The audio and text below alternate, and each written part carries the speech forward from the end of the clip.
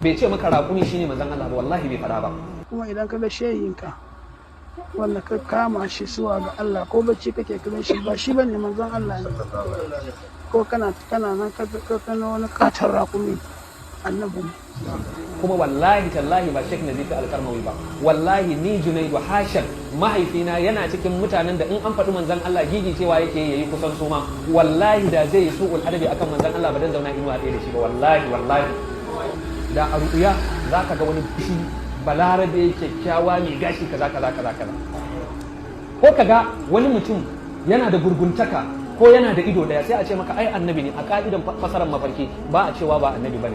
Da wannan malamai suka ce duk wanda ya ce ya yi mafarkin ya ga annabi kuma ya saba masifofin da ya tabbata na annabi sallallahu alaihi wasallam ba annabi ya gani ba, domin annabi ba zai rikide ya fito a babanka ba, annabi ba zai rikide ya fito a malaminka ba, zai fito maka ne a siffarsa, domin siffarsa ita ce mafi kamala. Duk wata sifa da annabi zai bayyana a cikinta to sifar ci baya ne ga manzon Allah, amma mu ne muke kwaikwayo mu yi kokari mu siffanta da waɗansu sifofinsa don mu ƙara daraja, amma ba shi ya fito maka a alaran ba. Sai a ce to kai ne kana da wani rauni cikin addini, ko kai ne bid'a ne, ko kuma kai mai cin haramun ne, ko kai ne kaza ne, to annabi ne yake son ka, dan haka aka adarto maka da suranka a jikin annabi Muhammad ka gani dan ka jara, dan manzon Allah madubi ne. Allah ya ji kan Professor Zubairu Abubakar Madaki yace idan kai mafarki ka ga wani baki dogo mai kurkura da saje yace guruntum ka gani ba annabi ka gani. Jama'a mun fahimta? Sai ba sharadi bane sai kaga annabi a surarsa, zaka iya ganin manzon Allah a mafarki amma baka ganshi a fari ba, sai ka ganshi a baki. Ko kuma ya ce ya mafarki da annabi Muhammad sai a ce wani irin mutum ka gani, sai ya ce wani baki irin ya gani. A mu annabi Muhammad din bane, mu annabi Muhammad din saboda farin shi ma har wani haske yake yi.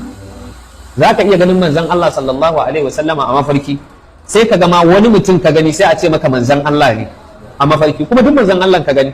Saboda haka idan mutum ya ce ya yi mafarkin manzon Allah sallallahu alaihi wa alihi wa sallam, to sai ya fito a yarda sifofin manzon Allah yake, tafiyarsa, girman jikinsa, yanayin cin abincinsa, kwanciyansa, dariyansa, murmushinsa, kalan jikinsa, tsayin gashinsa, burburarsa, komai yana rubuta a cikin littafi.